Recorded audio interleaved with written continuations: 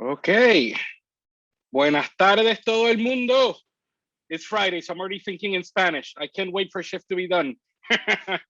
Welcome, everybody. Thank you so much for being with us. This is the next to last session in shift, other than the happy hour where we plan to get drunk and hammered.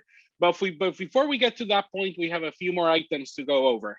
We're really excited to be here today. This particular session is a topic that's dear to my heart, mentoring, and how can we make best of that. So let's get right on it.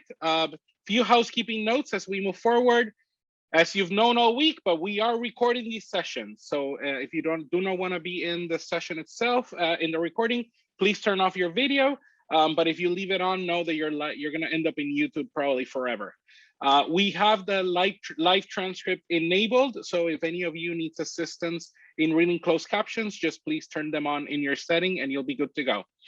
And so now, before we proceed, we have a community manager in this session with us, Eddy López from Nicaragua, who will be helping us manage the chat, manage the questions. And so without further ado, I'm going to leave you with Jorge Garrastegui so that he can make the presentation of his group.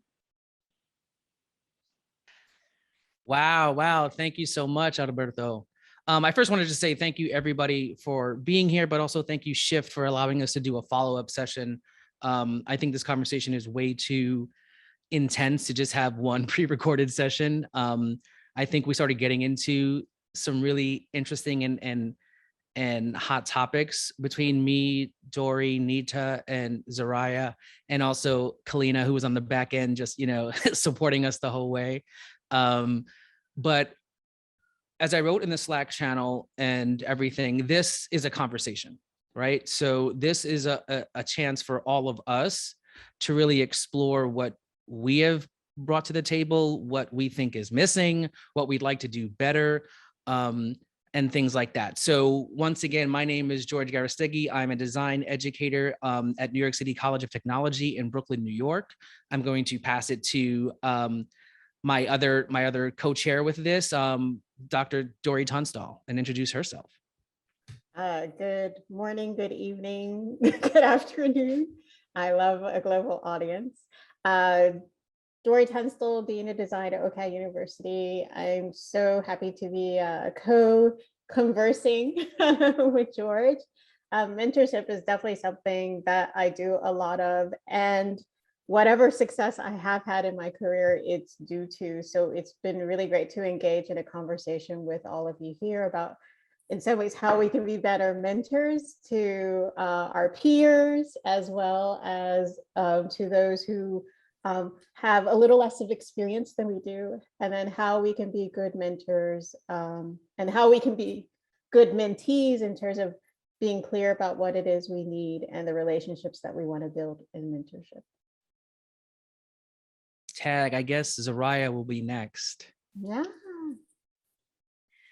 Hi, everyone. And my name is Zariah, and I am a senior graphic design student at North Carolina A&T State University, and I'm just so honored to be here and just be a part of this conversation. I believe is so important. And mentorship is something that, as Dori said, is one of the elements of how I got to where I am and the success, and just knowing how to not only be a good mentee, but now being a mentor myself to my students and peers. So I'm really glad to be here. Thank you so much, Zariah. And I apologize for that. It always got me last time too. So, I mean, who here has watched session 1? Who's still waiting to watch it? Okay. I think one of the things that we identified with was the 3 pillars that Dori started thinking about. And they were coach, champion, and sponsor. And, when we first talked to Dori about this concept, and she brought these things up, which were things that she learned from Owen Hammonds of IBM, was a great way to frame kind of the different levels that are part of this mentoring. They're not the only levels, but they're just at least a good framework to understand. And I think, can we Alberto, release poll 1. Just kind of, we want to get active engagement in this conversation. So we have a couple of polls that we can start to have ways of a conversation. The first one is, how many mentors have you had in your lifetime? So if you can all see if you can answer that. And Dori, can you explain a little bit just more why you thought these pillars were such an interesting topic to jump off of? Well, I think it's a thing where it started with the notion in some ways that when we think of a mentor, we always think of someone who's like older than we are and have so much more experience. And so breaking it down was sort of say, well, first of all, you can have people who your peers are mentors.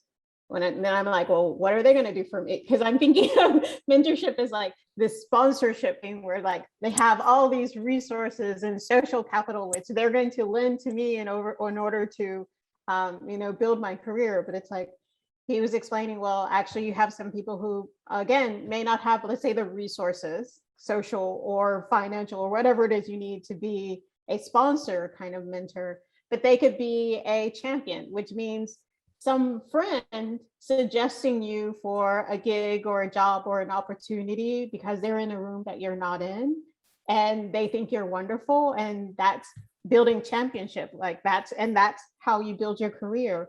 Or they can be, it's always just a coach, right? So again, a person who might be your peer, but knows an experience that you don't know anything about and give you a view into that experience so that when you encounter it, you know what it is that you need to do or what you need to say or how you need to position things. And so for me, it was really great to, first of all, broaden my understanding of what a mentor is, and then recognize like how many mentors I've had in my life who, again, have been that champion, have been that coach, right? As well as those who've been sponsors, right? For leveling me up to the next area in my career. That's amazing. I mean, so, let's have a conversation, right? We're looking at the poll. Do I put the results up? Sorry, I haven't gotten a queue, so don't forget that. Oh, no. I think if anybody still wants to figure out and answer the poll of how many mentors have you had in your lifetime, we're about to close it in the next 10 seconds. And then we can kind of share the results. And so again, it's a thing where like, if I was thinking about how many mentors I've had that's just been sponsor mentors, I would probably be like 2 to 5. But then when I think about all of these other broad categories, it's like, I could probably do 100 plus. Yeah, right. I think the champion mentor is one of the biggest things that I think when me personally is that person who's there to really go to bat for you, to really put your name in the room, to put you in the running of a conversation when maybe you weren't even ready to be that. And I think sometimes, for me, the champion also starts to notice things that you have no idea is out there, right? They're putting you in positions sometimes to be like, hey, you take the lead and run with it. And you're like, I don't even know how to play the game yet. And they're like, don't worry about it. You don't need to worry about how to play, but you know that you have the ability to start, practicing. And I think that's a different thing where sometimes we're so used to having to be so set in stone. Like, I need to be ready for this thing. I need to go to this thing next, versus just trying it, just believing in the fact that somebody else believed in you enough to put your name out there. And so I think those are one of the things that I challenge and I value, because I think along with Dori, there are probably, handful and handfuls of people who've I've been lucky enough for them to, put that, they've been putting my name out there. And, so it's really interesting, the levels. Zariah, you have anything? Zariah, do you have anything?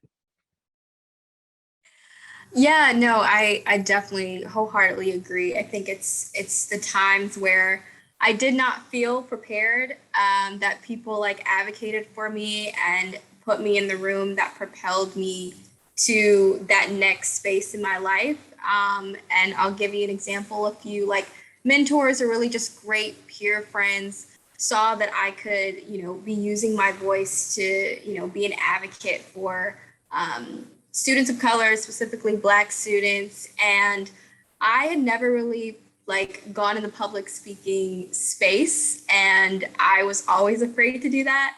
And now like that one time that, you know, this one person like pushed me, like, you can do it, you can go out there, was that thing, that light bulb that went off, and that trajectory that led me to now being able to confidently speak in spaces and also be an advocate for other students, even when they're not in the room. So I definitely think like a lot of the mentors that I've had have been those champions that I needed and have saw something in me that I didn't even see at that moment. Awesome. Does anybody else want to share? I mean, this whole community, we have at least 36 people in this conversation. You know, 12 of you are on camera. The rest of you are just sitting back, you know, listening. But, you know, do you have anything else to add to this? I'm just to, because I can't not talk. Y'all know me. I just want to say that, like, because I mentioned this in the chat, but what everybody's saying, like, this idea of what a mentor is so loaded often. And I find that as we talk more about the subject and looking back over my experiences, like, even those brief moments of interaction with someone who just wholeheartedly supports you, like, and I'm going to call out somebody here, but like, I met Kalina at an AIGA conference for like 5 minutes in line, right? We were talking, we had a good time. She gave a presentation. I was awestruck. And like, just the fact that afterwards, you know, I went and talked to her again to just say, hey, like, that was amazing. Thank you so much. And just the support that she showed me, friended me on Instagram, right? Like, now we talk back and forth and support each other. And it's just a community, I think, is what the DEC is as well, of just care and love and support. And even without really knowing each other, right? We get these glimpses of each other or of our lives. And I think that that kind of mentorship is why I chose like the 10 plus, right? Because I view these people who are my friends now as the people who have taught me different things. And I think to Zariah's point, like, I learn from my students every day, right? Like, I'm going to learn what the newest meme is or whatever. I'm like, you know, they're my mentors in terms of pop culture and stuff that I don't know. And I think so. That's why I want to like de-escalate the term of mentor and bring it back to that sort of human connection level, personally. Thank you so much. Anyone else want to share? I once had somebody who articulated to me that there's a difference between somebody being an inspiration and somebody being a mentor. And the way that it was articulated is that it has to be somehow of a two-way street. So your mentor somehow has to care.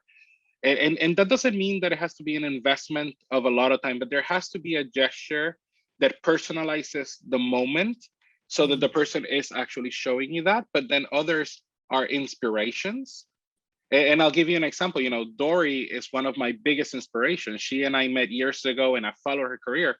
I couldn't call her a mentor because we don't interact. But because we have similar background where I have undergraduate studies in anthropology, I see her and I say, that is somebody that I aspire to be. But so when somebody articulated to that, that has allowed me to also decipher out who are the people that deserve the mentor level and who are the inspiration. And being an inspiration has no negative connotation at all, but it's a good point for me because I have a lot of people who I admire, but I have people who have cared enough or that I have made a reach out, because it's not that the other people don't care. Some people don't even know that they inspire me. But you know, that the mentorship requires that. And I always found that explanation interesting. Definitely. I think that, you know, we even touched on that in the conversation. Is also like somebody's saying in the chat, you know, the idea of an official mentor, right? It was also, you know, somebody mentioned that, you know, the term mentor is weighted because we think there's like an emotional connection to what that is, when sometimes it could be transactional, you know, like, and I think Dori mentioned it the best. The transactional one is when whoever wants to be mentored knows exactly what they want to get out of the relationship, right? They're coming to the table with information and then reaching out to maybe somebody who inspires them to say, I want to get where you are. I need some information. Can you help me? And there is almost like an end goal where sometimes, I think on a student level, right, they're just looking for the connection to understand that there's stages in this game. And, that we've been through probably most of them, or if we don't, if we're kind of invested, we're going to help them figure stuff out together, right? Versus I think sometimes, when we talk about other mentorship and peer mentorship, even when we're in educators, right, it is somewhat, not only transactional, but we know that there's other people that can help us with a specific task or goal, and we want their expertise. Right now, sometimes it can build into something larger, which is awesome. And sometimes, like I think Dori mentioned, hey, cool, I got you where you need to be.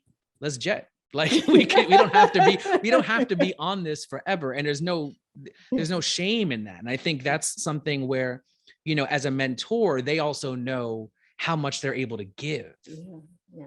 Because we all know that mentoring is taxing, right? Like, George, because you probably go ahead. Sorry. And I was going to say, and when they are the okay person to give, I have had center mentors in my life that could not mentor me today into the next stage I have to go to, but they were the key mentor at a certain moment to take me to that next stage. And that's always one good sign of a good mentorship relationship, is actually when you can have that conversation in an open way to say, I'm at a level now where all the examples that you've given me, I can't bring into that room. And so I've had the conversation with like a person who was a mentor for me like for 15 years. And I'm like, I'm leveling up. And would you suggest to me actually someone else to be my mentor to help me level up to where I need to be? Because I'm entering rooms that, again, I can't enter into this space based on my interpretations of your experiences anymore, right? And this, I think, is important when you have mentorship with people who are a different background with you, a different age than you, a different, all these other sort of things. Because me entering a space of leadership as like a cisgendered Black female is not going to have the same effect as people who've been my mentor who've like, 65-year-old white men. It's just not going to be the same. And so being able to have that conversation with a mentor to say, okay, who do you know in your network that could help me level up? Because that our relationship has to shift into some friendship or something else, because where I need to go, someone else needs to guide me how to get into there. Is again, it's a really good sign of a strong relationship to have. I have a comment about probably, I don't know if this is a little romantic, my approach to mentorship, but it usually, in my case, comes from an older person whom I admire. And sometimes I don't even realize that I am being mentored. But when I do, I am the one who calls them mentors.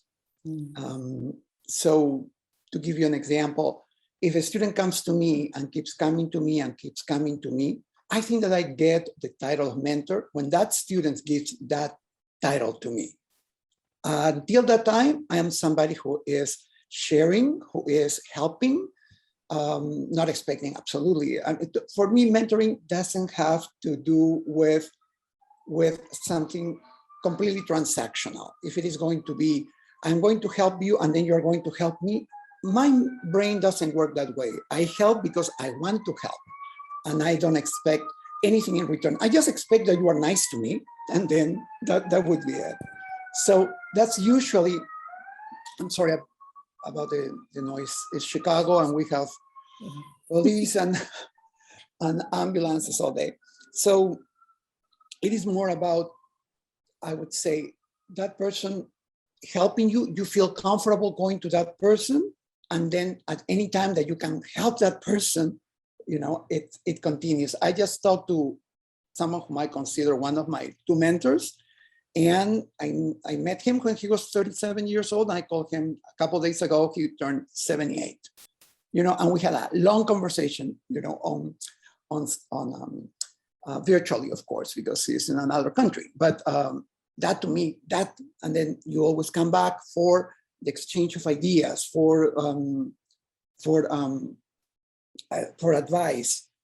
That's what I think that is probably a little more romantic. On the other hand, if I help a colleague, it's more at the same level, and it's probably just semantics, because you want just to help, right? And you want to feel that when you ask for help, that person is going to be there, and you want to be for them as well. Thank you. Yeah, I was trying to put myself in my students' shoes, and because I have both international ones, especially in MFA realm, and then kind of completely local ones, and how if they would first, I think I need to introduce to them the concept of mentorship.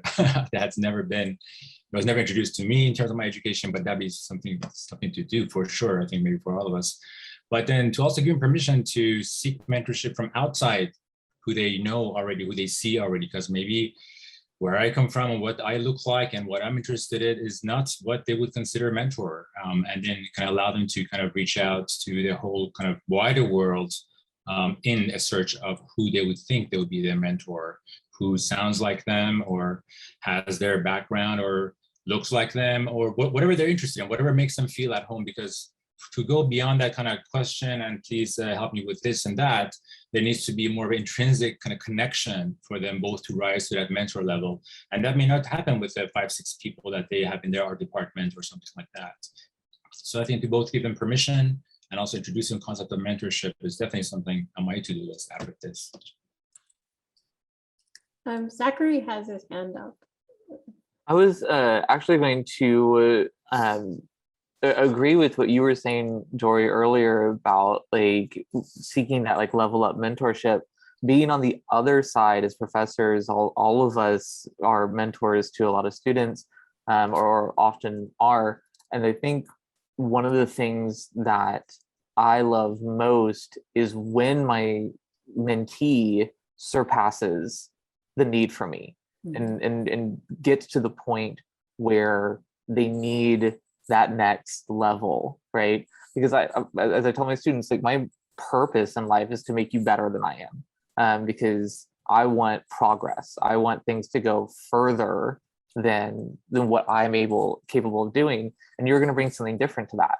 And the moment that you surpass me is my success story, right? And so knowing as a mentor when to kind of push the bird out of the nest, if you will, and how to recognize who that next level up is, who that, like, where you can put them, what the resources that you can provide, and how to navigate that shift for them is basically, I think, kind of an end goal of a mentorship is to become irrelevant, to no longer be the mentor, but be a sort of treasured colleague or friend at that point. Or as a transactional, like, yeah, you don't need me anymore. Great job. Go on, have fun.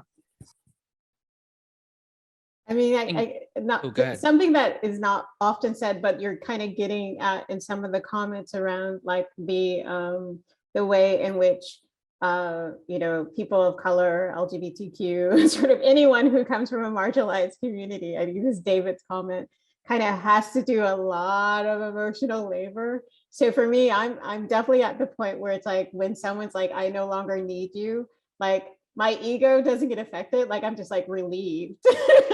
I'm just relieved because it's like I've done my job. There's someone else who's like now, and again, I think one of the things in terms of expectation settings that I set for the people that I do mentor is that my expectation is that I want you to learn how to mentor other people, right? I want you to learn how to mentor other people. So I will spend time with you, I will engage with you, but my expectation is that you are paying it forward, because that is actually how the entire system changes as well. And again, I make it very, very clear, but I'm also very relieved sometimes when, again, the people that I'm mentoring no longer need me. Mhm, mhm. Um, Before we Gary get to has his Gary, hand I know up. Gary Yeah. had his hand up. Yeah. I just wanted to answer to, I know Ilio kind of thought about the idea of like, organic mentorship is not necessarily transactional, right? They're coming back to you, right? That's the transaction, right? Their ability to be open and honest and come back to you for help. You don't have to be actively saying, excuse me, I need help. But the fact that they seek you and they trust you is the ability and the connection, right? And then when they move on, because they know that you've supported them, right? That's where like Zachary goes, okay, now, I've done my job, right? So sometimes students don't ever know that they're really seeking help. And that's some of the things that I think Mina talked about in the chat is like, first generation people, going to college don't really understand maybe the idea of mentorship because they're doing this for the first time. Maybe they're the first ones going to college. They're the first ones who are, the artistic one, right? So they didn't even know that there's, the idea that other people can support them because they've just been going through the fact that there is no support, right? And I mean, in the field. That doesn't mean their parents and their family doesn't support what they're doing, but the idea that there's somebody to help lift them and level them up, right? So I think there's also these other things where sometimes you have to seek the connection and look, and this is maybe for me the hardest part about virtual, because body language gets lost. And I teach an empathy class, I teach an emotional driven, social justice kind of course, and it's hard to gain some of that information when it's a bunch of black squares, right? And so for me, trying to build that is very different than how I was doing it 2 years ago. And we can talk and we can get into a situation, right? And really dig into something and see how emotionally charged the situation is for them. Without that, it's like having a phone conversation with somebody you're unsure of. It's like going on a first date and you don't really know what to talk about. Like, it's like, so, I wanted to just make sure that we all understand that the fact that they're coming to us is a huge deal. And George, if I can add to that, I want to be clear, often when we say that people don't know something, that can sound in some way disparaging. And I'm not trying to say that, right? I'm a child of an immigrant, first generation college student. And I think specifically what I'm getting at is that mentorship in college or even in the workforce is almost generational knowledge that your parents who may have gone to school or who may have had a mentor in their business or to get them to someplace would inform you of these things. But when you have no prior knowledge of that in your family, that's specifically what I'm saying. Oh, of course. And I think to steal something that Kalina said in the extra bold conversation, right? You don't know what you don't know. Right. So if you didn't know that that's a thing to do, to ask for help or to seek, that a teacher could also be a mentor or a guidance counselor is there for a reason. Like if you didn't know that that really exists, tacking on to Mina's conversation, then you don't even know to look for it. Yeah. Right. So definitely, yeah, I totally agree. But sometimes you don't even know that that's even an option available to us.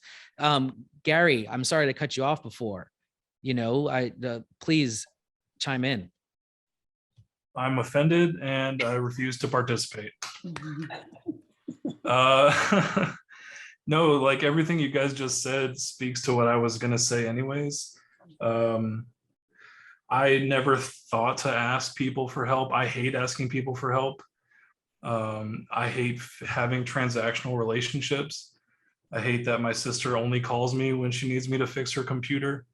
You know what I mean? Like, I don't like those kinds of relationships. And so I avoid starting them myself. And so I think something that was said in the YouTube video, maybe Dori said, putting the actual label on it helps you feel better about it being transactional, and just straight up saying like, hey, I need a mentor, instead of like, hey, could you help me do this, and like talking around it.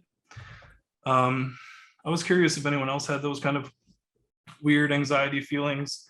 Also, I think most of my life I've maybe selfishly identified as self-made, like no one's really helped me sort of thing. You know what I mean? Aside from a lot of like privileged things that I should unpack about myself, obviously. but I come from nothing. I come from welfare. I come from broke. First college graduate in my entire family tree. Like, you know, those things I fought for in a lot of ways. And so like what Mina was saying, like I never thought to ask, you know, like why would I bother a teacher? Like that's not what they're here for, like that kind of thing. So I feel it. Just curious if anyone else has that kind of anxiety and how to get over it.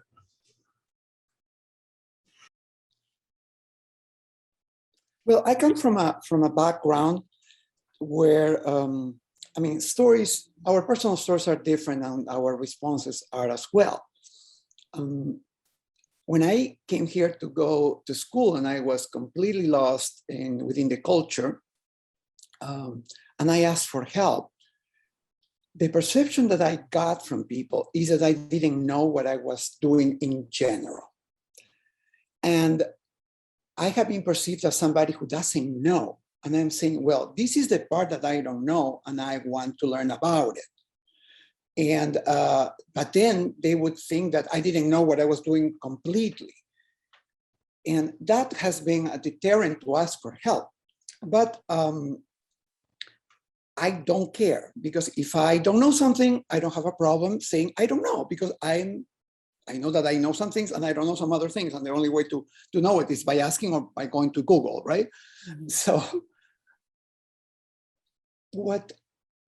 I think that the relationship has to be of pure trying to help, trying to give. And in my case is to feel that hopefully that is being used and people come back and they say a simple thank you. That for me is enough.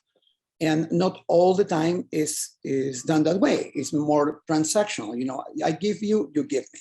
And that to me has been a lesson that is expected. And I don't see it as bad anymore. At the beginning I was saying, no, if I give you something, you don't have to give me in return anything. I mean, I just hope that when I call on the phone, you are answering the phone. That would be it. And then the mutual trust.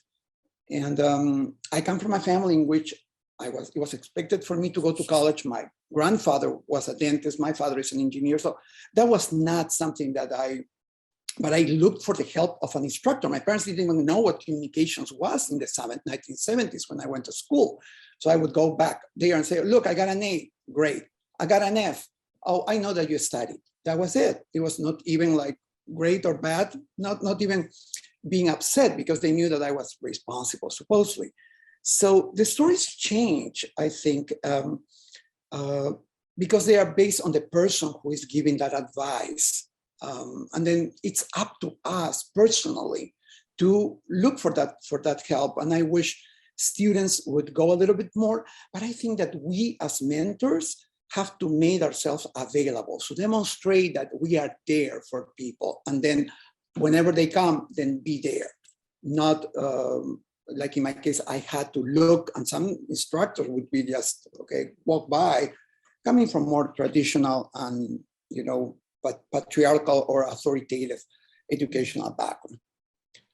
I mean, I think Elio's point about making yourself as a mentor accessible to students, one of the things I work really hard on and cultivate is a sense of accessibility, that you can reach me through, most of the time, Instagram direct message.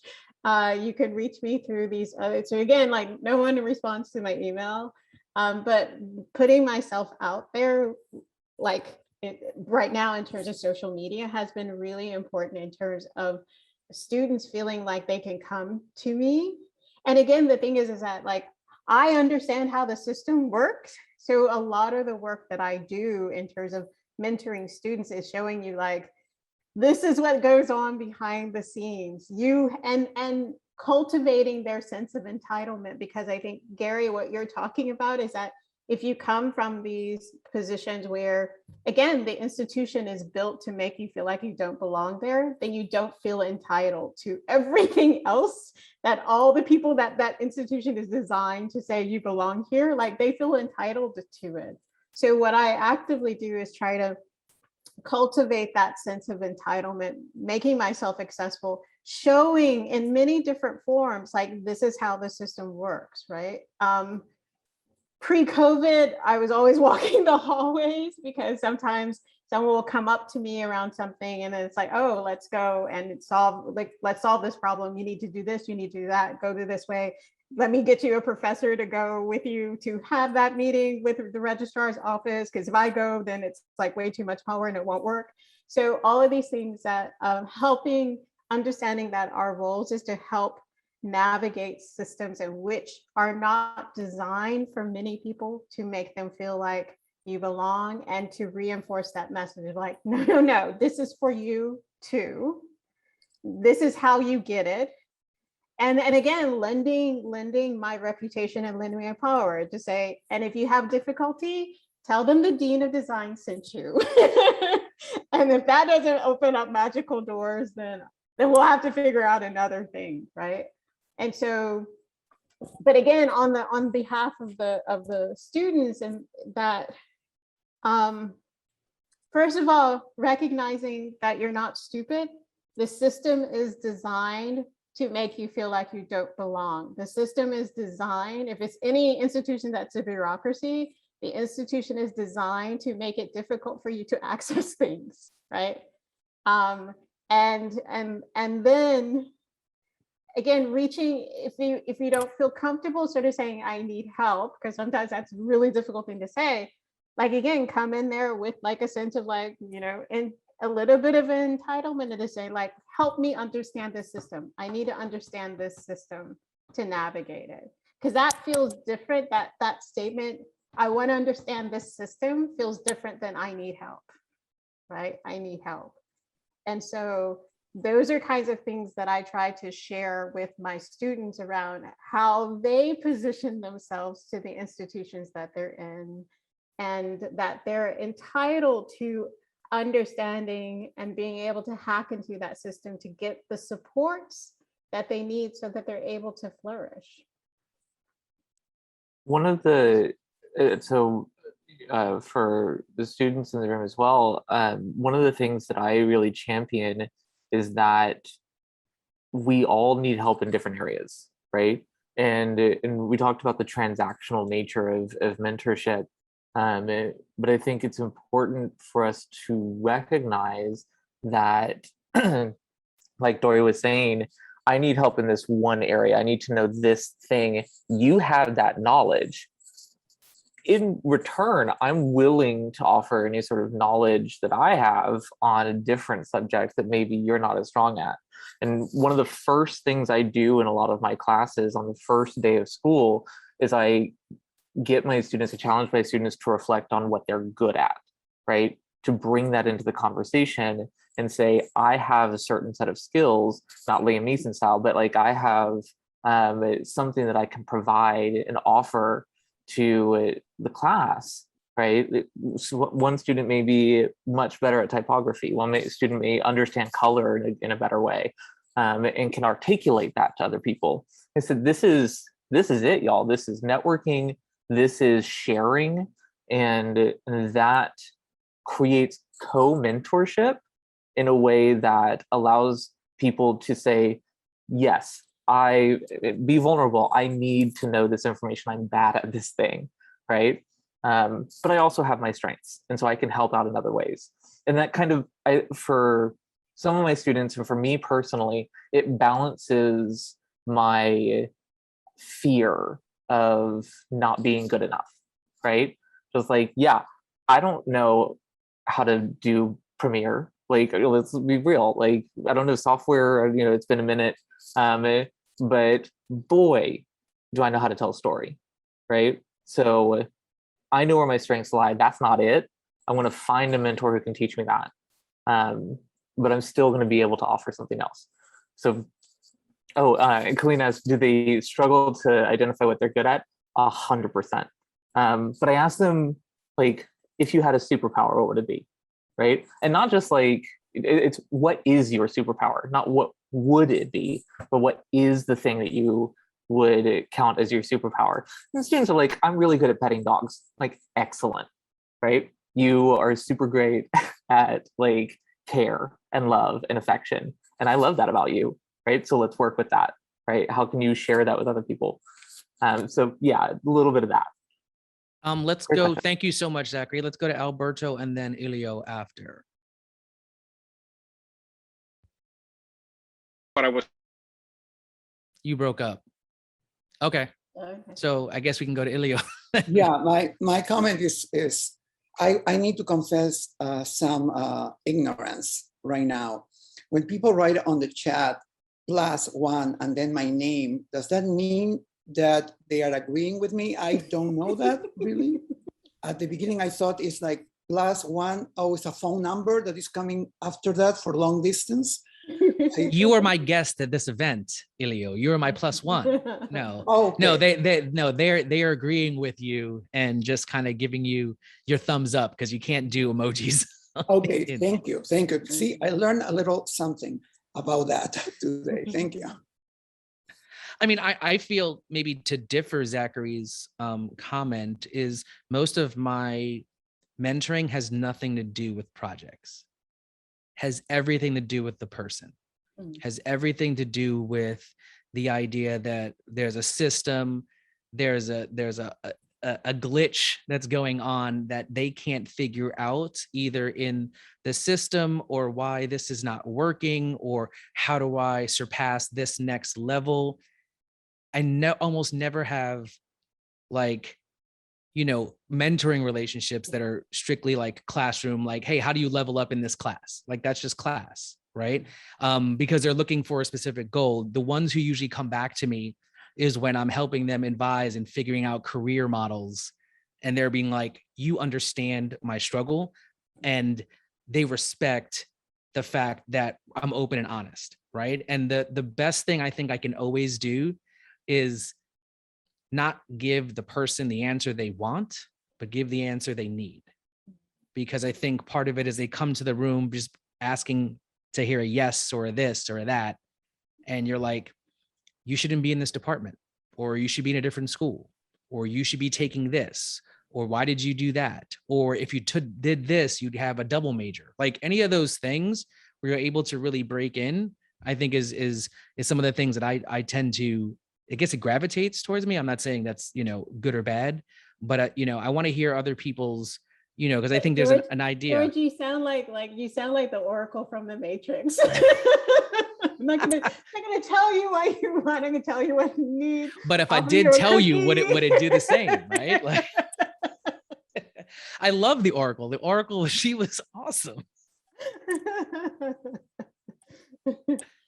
But you know, I think the conversation that we're having, you know, is definitely one that starts to you know, to consider all of these different options. I mean, the chat is blowing up. I don't know if eventually we'll just like pull some of these, you know, save the chat or not, you know. But who else wants to share some stuff? There are other people on here. There are people who've been, you know, I see some negative, you know, Lisa points is getting. Yeah, how are you losing? Wait, this is Friday. You should be winning. And at the end, they're just negative. If I can jump in as a just quickly moderator, you know, Puya has a great question. Puya, would you like to jump on real quick?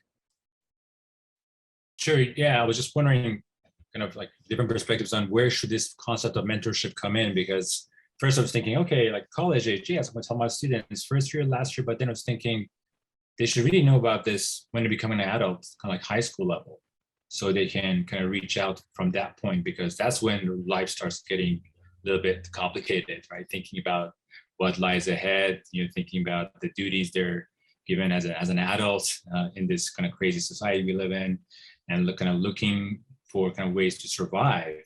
That's when they should start looking for mentorships. So just any insights on when that should start, or maybe even how, that'd be great. I was going to call on you, so perfect, because you're the one who needs to talk about this. Yeah, Zariah. Me? Yeah.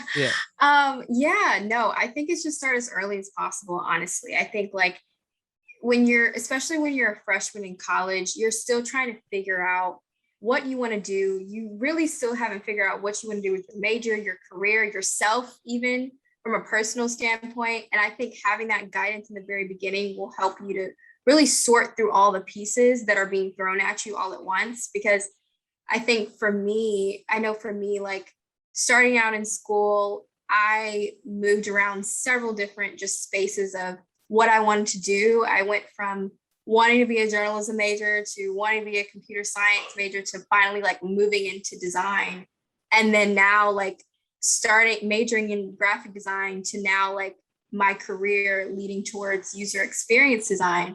And so having those like people in those pivotal moments of that transition really helped me to analyze, okay, what is really the best thing for me and not anybody else? Because of course, everyone will try to tell you, you know, what's best for you. And I think having the right counsel and being more of a guide and support during those transitions rather than like a person that is, you know, almost like a parent. Like you don't want to be like a parent where it's like they're telling you, this is what you need to do. This is exactly how you need to do it. But also just being that person, that listening ear and that sounding board when they're making those decisions. And I think that is what helped me to figure out what was the right space to go. And it doesn't always have to be formal in terms of like when you're in high school, and it doesn't have to be like an established mentorship. It can, but I think either way works. I think it's just having that support system is key because we're still trying to figure things out. But I would say it goes further back, and like my earliest mentor was probably in like that I recognize as a mentor was in 7th grade, Mr. Selvey, who decided that in order for me to succeed, I needed to cultivate a continental American accent, and worked with me for an entire year, removing the regional accent from my accent in order to be able to succeed, right? And again, I know I'm well known for like my ability to give public speeches, and I can directly trace that to that mentorship that I got in 7th grade, right? So it goes way, way back. 7th grade is like 12, 13 years old. We have a hand up.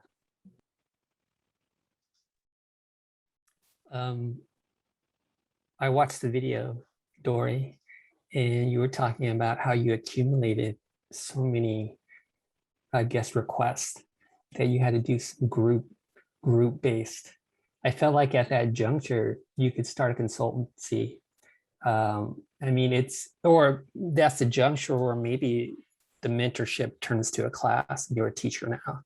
And it made me think about, even in my own curriculum, there was a threshold where students did want basically professional development advice, and we had to create a class. Basically, it accumulated enough, want basically that it got formalized. But this also got me thinking about the nature of terms and however we term it. I know in my university, it counts as service, your mentorship. So I'm just saying, even if you accumulate so many mentors, it's not a bad thing, but you should account for that time, because it is a valued thing. And whether it's a formalized relationship where we have advisors, or it's an informal, where I hate to say it, but you're having a conversation in the hallway after class, that's time. And I know that I'm at a teaching school, and we almost reached, or we could be at this juncture, because it's been thrown in there, that your mentorship could be a load potentially that was pitched into the mix of things about, this thing is valued. And if it's taking time, eating time, it should be valued, and it should count as something. That's it. I do. I outreach and mentorship, which often overlaps with one another, is definitely something for my faculty that I explicitly tell them to articulate, especially when they're going up for tenure and promotion, which goes back to kind of a comment that was in the chat earlier about, again, especially for junior faculty getting overloaded with mentorship and that affecting their career. So one of the things that we've really worked on at the institution I'm at OCAD is recognizing, especially if you're, again, racialized, LGBTQ, any kind of identities in which students seek you out, to understand how their marginalization could be addressed in the institution, making sure that counts in how those faculty members get evaluated, so that they don't feel that they can't do it because it's in conflict with the focus on research and practice, but actually understand that it is valued as part of the service that they give to the institution. And again, needing the same level of commitment sometimes as having, like serving on a search committee, because sometimes you're putting in just as many hours in mentoring that you are in, serving on a prestigious committee in that way. And so that's one of the things I think institutions can do to better support the structures for mentoring in their institutions. But Kalina, in the chat, I feel like we should have a conversation about like bad mentors or red flags, or what should be avoided, or what kind of experiences that people have had where they're like, oh my gosh, please do not, like, I need out, red flag, get out, get out, get out, get out. Are you going to pull something specific out of the chat, Dori? I mean, we all saw what David wrote, right? Yeah, David. No, you're not gonna. Okay.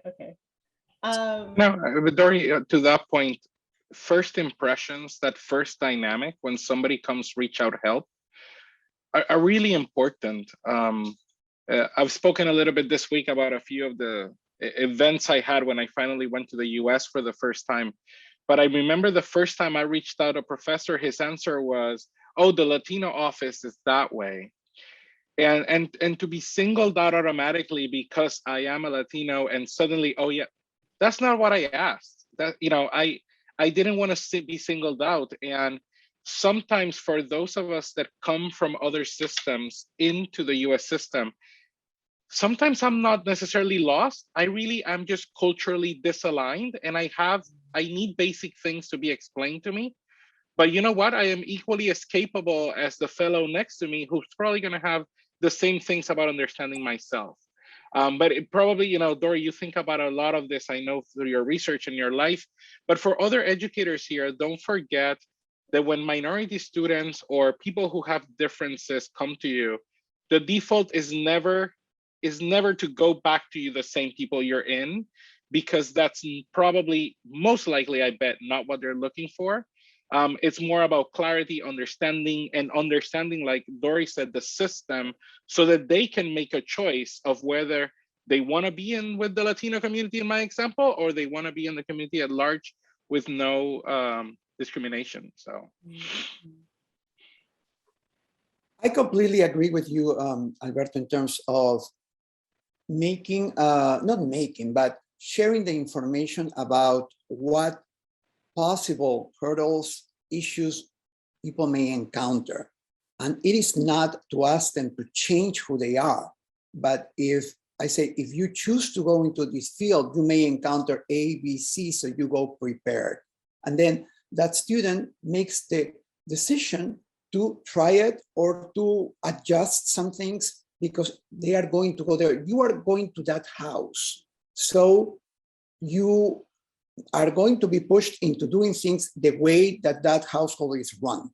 It just give you a quick example. It's like Christmas. We don't have, in my country, we don't have the meal on the 24th. Never. On the 25th. No, it's the 24th at midnight. The day after is Christmas. I don't care about opening presents. The presents are open on the 24th. So I was so tired to go to all these Christmas events, doing it a way that it was not like mine, but I had to follow because I was being invited to that home. I was not going to impose that. So it was my choice whether I wanted to participate or not, but I was informed or I had learned. So I think that that's important. So students who are not part of the norm or what they are expected to be, at least know it, and they don't have a bad experience. I don't know if you guys agree or disagree with that, or see things differently. I wanted to touch on one of the parts of Kalina's question that was about, like, you know, how do you pair mentors and mentees a little bit? And one of the things that I feel very strongly about is that, and someone mentioned in the chat, like, I'm not always going to be the best fit for somebody, right? And acknowledging my sort of limitations in how much I can provide, right? Where my sort of specialties and my knowledges and experiences can help. As a white cisgender dude, like, high privileged as everything. And so when I have students who are students of color, you know, first generation, women, you know, anything that's not my identity, I always say, like, grain of salt here, this is from a very distinct perspective. So let's acknowledge that there are going to be some gaps here that I'm not going to be able to fill. And so take that with a grain of salt, seek out other mentors where you can, which I think is that emotional labor that so many of us have. As a queer professor, I get a lot of the LGBT kids coming to me in that sense. So I understand that kind of role that I play, but I also want to say that as a mentor, it's my job, I think, in a lot of ways, to educate myself on the things that I don't know in order to help as best I can, because that's advocacy, that's allyship.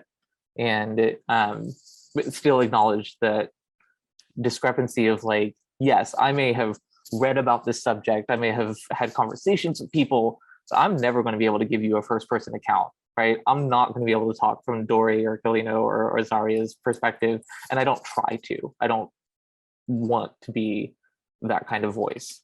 So I think in terms of partnering mentors with mentees, acknowledging where you lack is a really important part, and communicating that with the students so they're aware of what they should be looking for in a mentor as well, because it's a two-way street, right? You don't just get paired with someone and say, well, that's the only person I can talk to. No, you let them know that they have options, and that they on their own need to also seek out those people where they can, and if possible, direct them to them as well.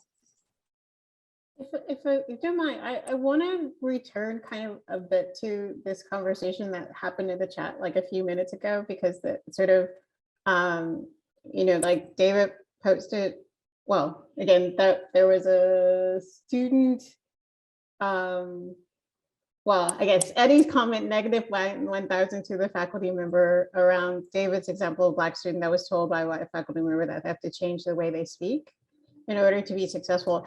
I would like for us to maybe spend a little bit of time of unpacking that because because it's always the question again, in the sense of, like, if we're explaining how the system works, and, like, again, you know, like, I think of the advice of my 7th grade teacher, right? If the system works, that if you speak in a certain way, if you present in a certain way, that might become a barrier to you communicating or achieving what it is that you want to achieve, then how does that fit in terms of, like, the kinds of advice that we give to people around how to navigate the system, right? And again, you know, giving options in terms of saying, if you understand this, you can make a decision and understand these are consequences that come with these decisions. But I think, especially around the code switching and the language shifting and all those sort of things, I think it's important to kind of unpack that, because again, there's a conflict there, right? When I have that conversation with a student about how do you level up, which there's certain expectations of what level up is, but how do you bring authenticity to it? And that's something that's actually very tricky to navigate. So David? So I think part of it is there's intention, and then there's, like they always say, intention and impact. This faculty member meant well, but part of it is who is saying it, how they're saying it, if they're offering context for understanding versus being directed or told to do something without offering an explanation of why. And in this context, this student, very high achieving, super motivated, frankly, highly professionally successful at this point, and chose, to continue just being the way that they were. And that didn't hold them back. And I think it's just part of it again is who is telling you what and how are they saying it? Also, there's the dynamic of a teacher and a student, a male, that kind of thing. So I think it's a huge thing. And as you point out, it's good to understand what the system looks like. It's not that the system is fair or just or right, but it's what exists, and we can all work towards changing that system. But it's good to understand the existing conditions in order to get your foot in the door, to move up, in order to offer a way towards change. But it's tricky, and this also deals with the idea of who our faculty are, what their responsibilities are, their sense of how they view education, and whether there's like a rigid, like this is the canon and this is what we teach, versus actually seeing our students as individuals and meeting them where they are in terms of their own development, who they are as human beings. And even just the way I see certain faculty interacting with their international students, and this sort of lumping together of identity without disaggregating who they are in terms of their backgrounds, and someone from East Asia versus Southeast Asia versus Southern Asia. I mean, it's a horrible lumping together that I think people, they don't even think about it, but it's a huge issue. We had a student give their thesis presentation, and a young white thesis committee member did, the student was talking about their experiences as a first generation Asian, coming from Asian family, and spoke and interviewed other students in that same condition and situation, being first generation students. And this committee member said, I don't understand. I don't, and the student's like, well, like she couldn't identify with it and felt as though I didn't value what the student was presenting. And again, there's that power dynamic in the room, and this student felt unable to speak to that condition. So I spoke up. Again, I didn't necessarily, it was my position to do that, but the student wasn't able to. But my comment was, this project is not for you. And you actually need to understand that in the first place, and understand what the student is intending to do and who she is trying to help and reach. So those are, there are microaggressions, and then there's unintended aggression. So it's just, it's complicated. But I think we all have a responsibility, and I think also faculty of color are in that default position of having to step up and speak. And it's challenging. Mm-hmm. And thank you for that. Thank you for sharing the fact that, stepping up for that student and that individual allows the other person to know, like, we have to do that job. We have to step up and going back before Gary gets on, Dori talked about, like, not only unpacking this, but also like empowering authenticity. I thought was an amazing term. Like, how you're, this student for your thesis seems like they're trying to bring themselves. They actually did all the research according to everything that's needed to be, and is showcasing it. And just because this person is not the intended audience, which is design, right? If you're not designing for them, they're not going to get it because it's not for them. Perfect. But then, how do we start to say, well, you need to have this conversation to allow that person to at least understand it's not going to be for them. They're not really the intended audience, but how do we teach students to be like, but even though, how can I share that value with you? And if it's about language, if it's about how you speak because of the colloquialisms you use to get a point across, right? Sometimes because that's what the project entails. And I think sometimes for me, it's like, it's about the work, right? If the work is dictating how I should, communicate, then I communicate in the way, in the language it's supposed to be represented, right? Versus this construct of, canon or this or anything like that. And I think that's what your student was talking about. And I applaud you and all the other people in this call and other who step up for their students because they understand, because sometimes our students just don't have the right language sometimes to defend their ideas and concepts. And when it's so personal, it seemed like that student just kind of like reverted back and was like, well, now you're judging me. You're not even judging the work anymore. You're judging me. And how do I defend that when I thought I brought myself and everything that I was supposed to do to the table? Like I did the research, I showed you all of this, and you still kind of neglected all of that, So I just wanted to say, kudos for that, because I think that's one of the things that we do often is speak for our students when they're not able to share that, just because they haven't gone through it enough, to be able to have that thicker skin, unfortunately. And this is why sometimes we're mentors, because we've been there before and know how to navigate those things. Gary, I'm always cutting you off, Gary. Oh man, my self-esteem is really hurting a lot lately. I have a weird conundrum, if that's the right word.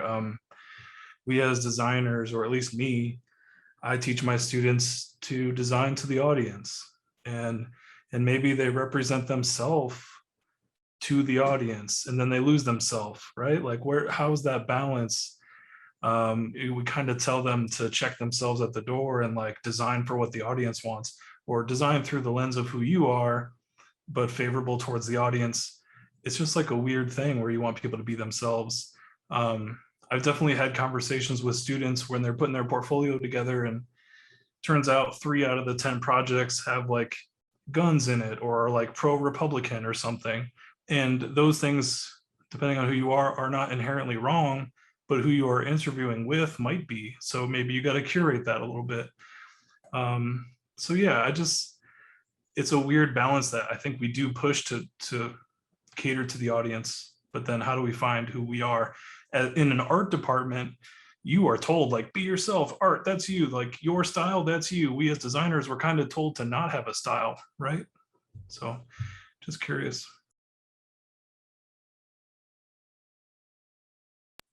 Well, this is where mentorship becomes really important in terms of coaching, right? Because again, it's a thing where it's like, what is the kind of work that you want to do? And then using my vast network is finding the firms or the institutions that do that kind of work.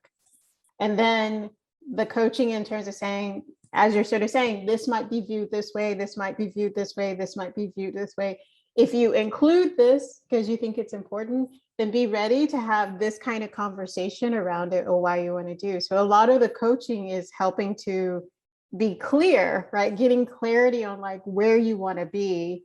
Because again, if let's say, for example, if I'm about, guns, God, and the United States, then I might not feel comfortable working in a firm where is not aligned with the same values that I have. But I would rely on my network to be able to say, okay, these are the kinds of firms that align with the values that you have. Maybe you should direct yourself in this particular one as you put together your portfolio and the way you write your cover letter and the way you organize your resume, so that they then can identify that sense of alignment.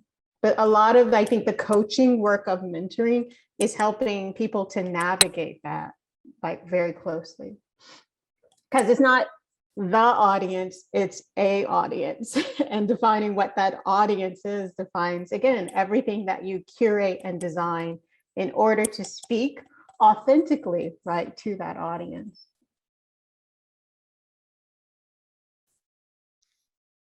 Yeah, a lot of what you all have said coming together is from my own experiences and how to navigate through just the society in general and me as a designer, because you want to put yourself within your work, but then it's always expected that, okay, well, you have to match industry standard, but industry standard can sometimes be, you know, this narrow focused sense of identity.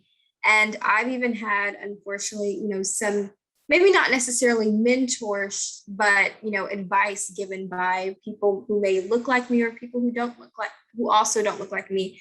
That's, you know, said, well, you have to code switch. You have to, you know, kind of take away, you know, your natural hair, just certain things, elements of me that were a part of my identity, that were, you know, told that if you don't take those things away, then you're not going to be entered or respected within society or as a designer. And I think like that's been difficult for me to navigate through as I'm transitioning out of college into this corporate space and trying to figure out what are the best places to work that's going to accept this authentic self. And I think like telling students in a way to code switch or telling students to take away certain things of themselves is telling them to basically strip away their identity that they've always known and that is most comfortable for them to be their most authentic selves. And so that's been something that I've been trying to unlearn and see what that balance is. I think there should be a balance where you're not completely taken away from who you are. And I think that's something that, you know, mentors should be guiding them in that to help them figure out and sort through those things. Because it is difficult. It's a thin line. It's a line that you got it, depending on where you work, depending on where you go to school, you have to figure out where that line is. And this is where diversity and inclusion becomes so important, because you want to bring into the institution the diversity of lifestyles, ways of designing, ways of thinking, ways of being into the institution, so that, again, as a student looks like they might be gravitating towards a specific pathway, then they can, again, connect with that individual and then be able to see, it's like, well, okay, maybe you're not the IBM type. Maybe you're more of the Black Lives Matter type, and they require graphic designers. So let's figure out how do we prepare you for that conversation and to be able to authentically show that. And again, my career wasn't based on the IBM type. My career was built on all these like community organizations that I work with, and I had to learn how to write grants to get the money to do the work and all these sort of things, that having in your institution that kind of diversity of different ways of approaching and different kinds of careers in designing is really important to be able to allow that mentoring facilitation to happen in really very diverse ways. Yeah, and I also wanted to add in, like, to, you know, when you're encouraging your students or mentees of where to work, I think it's important to remember, like, don't just steer them to the big names, the big companies, because it might not always be the best conducive environment for them to thrive. And that's something that I've had to tell, like, my peers. It's like, yeah, I know they have a big name, but sometimes it may not be a safe environment or healthy environment that's going to allow you to be your authentic self.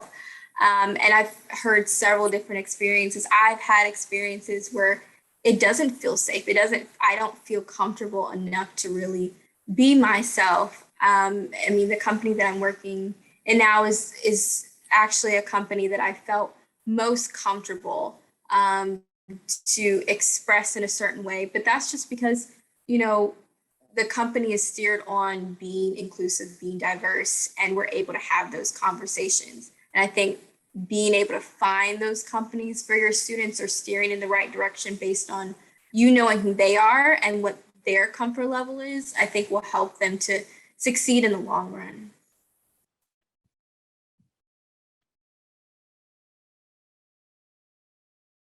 Thank you.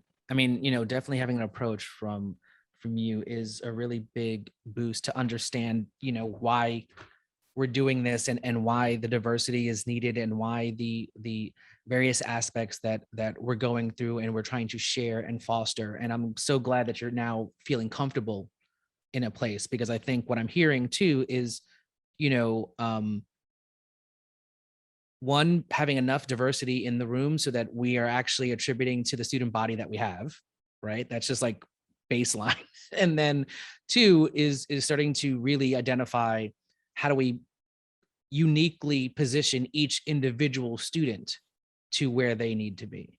And thank you, Zariah, for just, you know, one, sharing some of those struggles, and two, just getting us on, you know, that being comfortable in your own skin and being able to do this is one of the things that we need to foster, you know, as if we're going to be true mentors, right? It doesn't matter what it is, but, you know, I should hopefully allow all my students to be their most authentic self, whatever that happens to be. And it's a challenge for us to understand what that is, right? Because they're going to be the same age all the time. I'm going to be changing. So I need to like learn all the time. Like Zachary mentioned, like we have to understand that things are going to be shifting all the time, and I have to learn new things. So I have to go back and kind of re-educate myself as things need to adjust. Right. You know, we're about 10 minutes out. So I definitely want to keep this conversation going. You know, Ilio has, you know, is going to go up next, but, you know, anybody else who has some, you know, parting takeaways, wants to counteract anything we just said, right? Like, you know, this is an open forum to be able to do that, right? We nobody here is experts. We've just been through it. And I think that's what I want to make sure we all know. And can we drop the last poll? I think the one on like red flags and stuff. Oh yeah, let me look for that one. And while I'm doing that, go ahead, Ilio. Oh, yeah, I want to thank you all for your points of view and the things that you have been saying, Zariah and David. They have been very helpful to me as an educator, because I struggle when I want to be honest and I want to really share and help the student based on my professional experience. What are the things that they may encounter? I am all for everybody to be who they are, but also I would like to make them aware of the situations that they may be depending on where they apply, where they want to be, what they want to do. So those are the parts that are very hard to tackle when you are with a student, because you don't want to be misunderstood. That if you say something, it could be taken the wrong way, when all that you want to do is to warn somebody about the possible outcomes. That was my you know, like, get away. What is the word that you use? That what I have learned, you know, from this conversation. I'm still debating how to do that, and the only thing that I can say is be as sincere and vulnerable as possible, so they can see that the true intention that you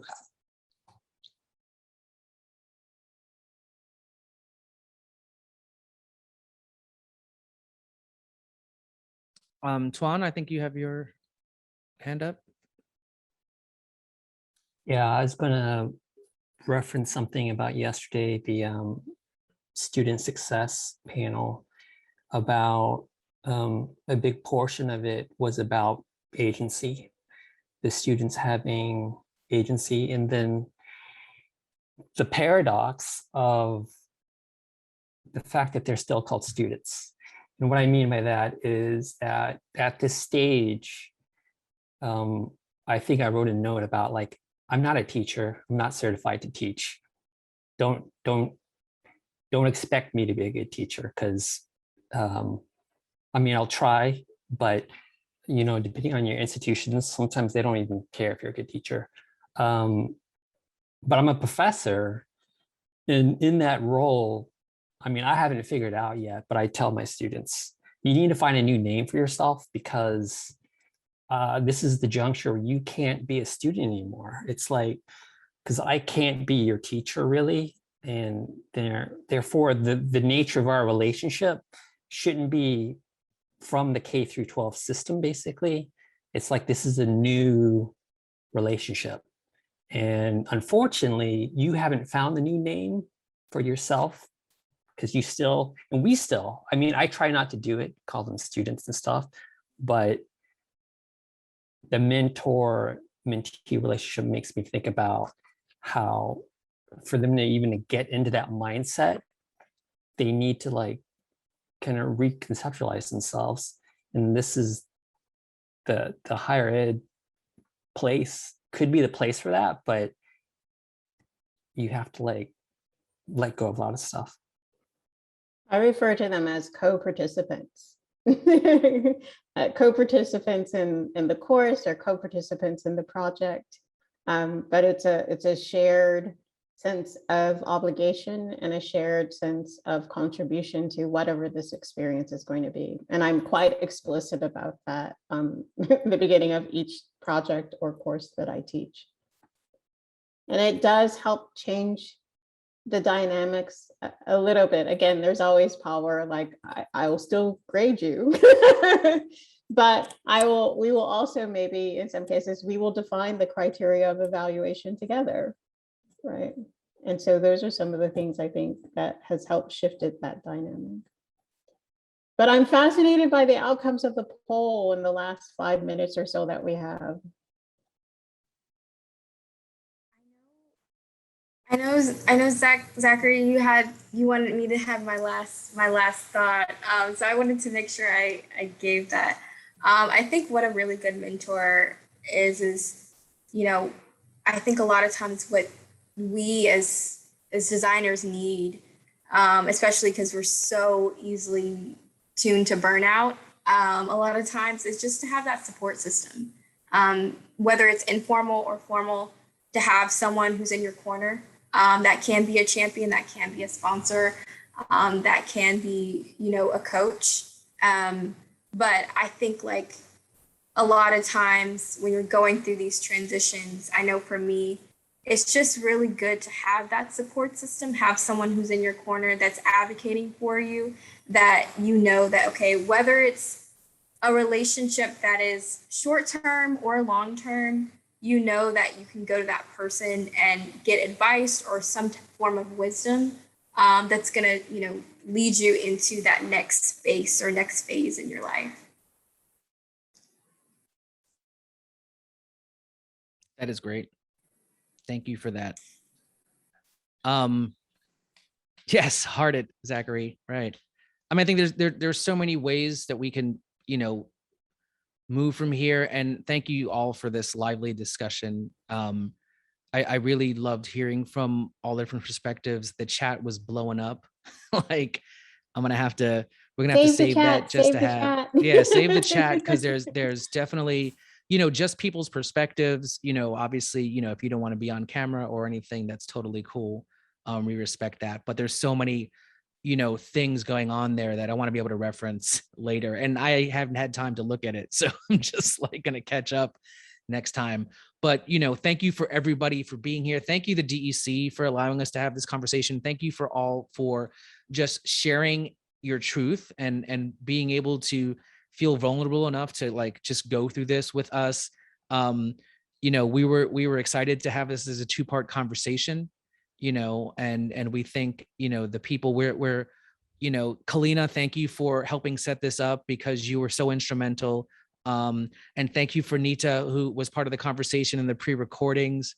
Zariah, killing it. Thank you so much. And if you don't know, you know, as a senior at North Carolina A&T, that she already has kind of her own little agency and stuff like that, you need to look her up, because she is doing things that that I wasn't even thinking about when I was a senior. I was just trying to maybe get a job, and she's already helping her peers, you know, find stuff. So definitely, you know, claps and flowers to her, to you right there, because I think that's a big undertaking, you know, and we appreciate your perspective because, you know, we're doing it for students like you, and you're doing it for your peers, and you're actually teaching us the whole time. Like, so I appreciate that. And thank you. Any last parting shots? Dori, Kalina, Zariah. Well, just I guess according to the poll, respect boundaries, respect boundaries.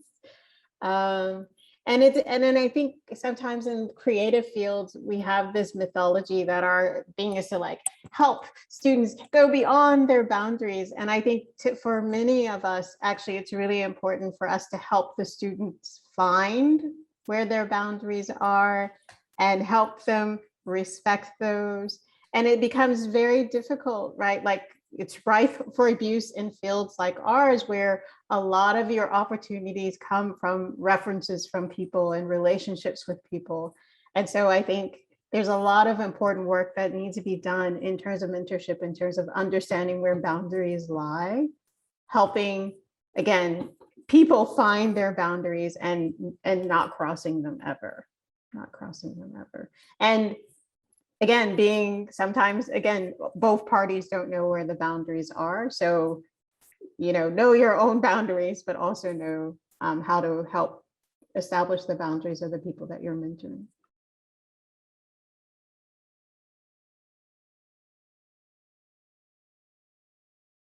Are we good? We ended it with Dori. Thank you so much. Yes, add it all to the wish list and needs channel, Puya, right? Just anything we want to happen in our industry, in our society. Let's just put it there.